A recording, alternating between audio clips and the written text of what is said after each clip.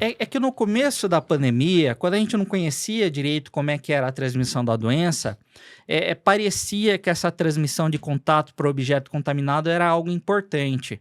Mas depois, conforme os estudos foram saindo, a gente descobriu que a transmissão não é assim tão importante. Ela pode ocorrer, mas na maior parte das vezes a transmissão do Covid era respiratória.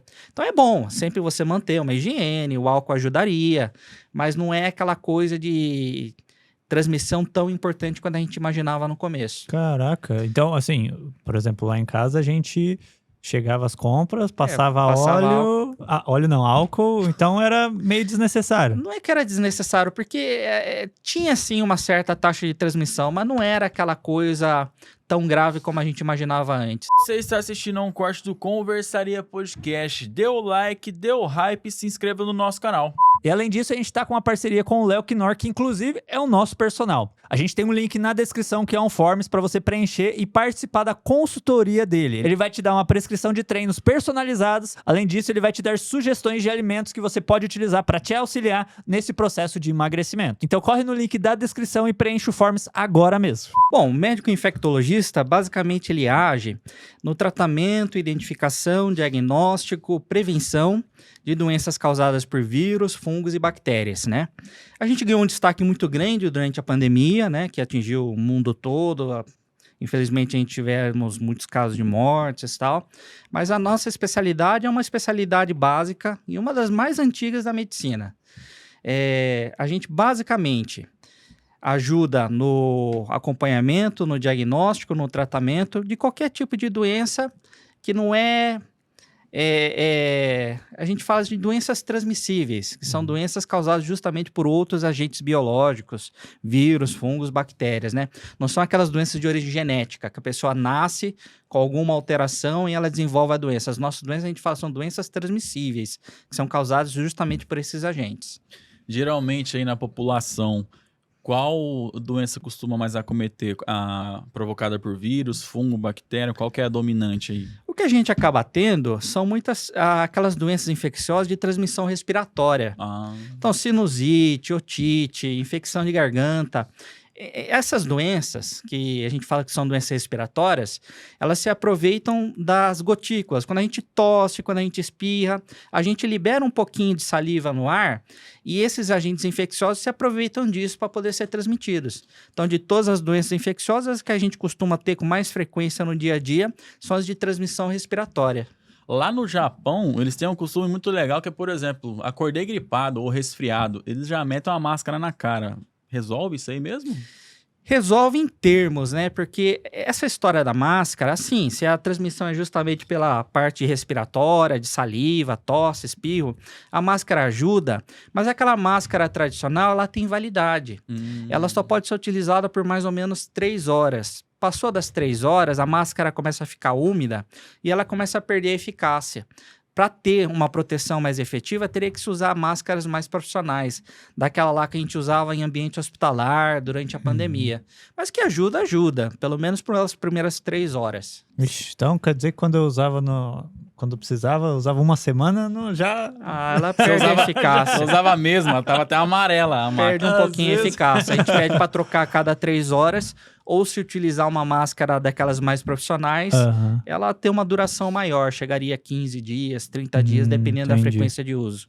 E a questão, nós falamos agora da máscara também, mas, por exemplo, para uma pessoa, na época da pandemia, teve muito isso, né? Aquela alta demanda do álcool 90. Álcool 90. Não, era álcool 70. 90, desculpa, eu tava com churrasco na cabeça, que o álcool 90 é ótimo pra botar um fogo. Realmente funciona mesmo, doutor? Ele é o mais recomendado? É que no começo da pandemia, quando a gente não conhecia direito como é que era a transmissão da doença, parecia que essa transmissão de contato para objeto contaminado era algo importante. Mas depois, conforme os estudos foram saindo, a gente descobriu que a transmissão não é assim tão importante. Ela pode ocorrer, mas na maior parte das vezes a transmissão do Covid era respiratória. Então é bom sempre você manter uma higiene, o álcool ajudaria, mas não é aquela coisa de transmissão tão importante quanto a gente imaginava no começo. Caraca. Então, assim, por exemplo, lá em casa a gente Chegava as compras, passava passava álcool, então era meio desnecessário. Não é que era desnecessário, porque tinha sim uma certa taxa de transmissão, mas não era aquela coisa tão grave como a gente imaginava antes, né? Uhum. A gente orienta sempre a higiene das mãos, porque involuntariamente a gente coloca muita mão no rosto, no nariz, na boca. Então, realmente, pode ocorrer a transmissão? Pode. Mas não é algo assim tão importante quanto a transmissão respiratória. Uhum. E doutor, você estava contando ali no bastidor, né, a questão de você ter trabalhado, né, na UTI do Covid Isso. e tudo. Acredito que você tenha um monte de história lá, né? Aconteceu muita coisa, porque eu sou formado aqui pelo curso de medicina da UEL, da Universidade Estadual de Londrina, só que eu fui fazer a minha residência em infectologia em São Paulo. E aí, no que eu fui fazer a residência, acabei trabalhando por lá, e quando eu vi, fazia 11 anos que eu já estava em São Paulo. Uhum. Só que a minha família era daqui do interior do Paraná, era daqui de Londrina. E quando estourou a pandemia, eu estava em São Paulo. Então, eu estava lá no ápice de quando começou a surgir.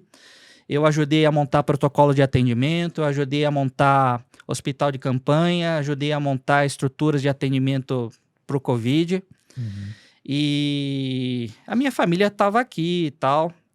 Só que eu estava lá e eu estava sendo necessário, as pessoas estavam precisando da minha assessoria e tal. Só que aí começou a vir de uma forma tão forte, que começaram a morrer pessoas que trabalhavam comigo. Morreram 5 pessoas que trabalhavam comigo. E chegou o momento que eu falei, poxa, a minha família está no interior do Paraná, né? Eu tô aqui sozinho em São Paulo e tal. E a gente percebia como era importante ter a família presente e tal. Falei, vou voltar pro Paraná, acho que não tá valendo a pena, né?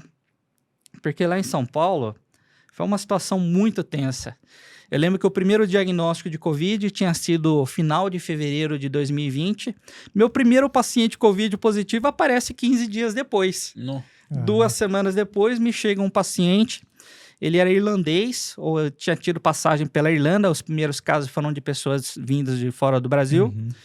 E ele tinha tido uma passagem vindo da Europa, tinha passado por Lisboa, acho que tinha passado por Paris também. E ele chegou, um rapaz jovem, 35 anos, sem nenhum problema de saúde, com uma franca pneumonia, assim, ele não tava sufocando. Então, foi o primeiro paciente, a gente teve que colocar ele numa UTI isolada, foi muita fisioterapia respiratória, suporte, não chegou a ficar entubado e tal, mas foi o primeiro de muitos. E aí, quando aquela onda começou a crescer, e eu comecei a ter amigos, colegas de trabalho se infectando, ficando doentes, eu falei, vou voltar para o Paraná. Eu gostava muito de Londrina, eu acho que uma das coisas que eu deveria ter feito, como eu gostava muito daqui, eu deveria ter feito a residência aqui, né? Ter feito a minha especialização aqui. Mas a gente quer conhecer outros lugares, né? Quer conhecer estruturas diferentes e tal. Acabei indo para São Paulo, mas quando veio a pandemia, eu falei, eu vou voltar para o Paraná. E aí, no que eu voltei para o Paraná, eu sou infectologista, também com especialização em UTI, e naquele momento o HU estava contratando médicos, porque justamente eles estavam montando a estrutura para atendimento de Covid, e eu era médico infectologista, especialização em UTI, e eu tinha acabado de sair do olho do furacão lá em São Paulo. Então a universidade me contratou, eu fiquei trabalhando durante 3 anos como plantonista numa UTI Covid, que era o tal do hospital de retaguarda. Eu não sei se vocês ouviram falar alguma coisa, mas foi uma estrutura do HU voltada só para atender Covid. A estrutura ficou durante 3 anos funcionando, durante os 3 anos eu atuei lá, nessa UTI Covid, nessa enfermaria Covid. E na hora que os casos, felizmente, foram melhorando, foram diminuindo o número de casos, a universidade abriu o processo seletivo para docente do curso de medicina. Aí eu fiz a minha inscrição, acabei passando. Então, a hora que a UTI Covid fechou, a universidade me contratou. Agora eu estou como docente do curso de medicina. Mas... Então, eu continuo na universidade lá, mesmo depois de fechada a UTI Covid.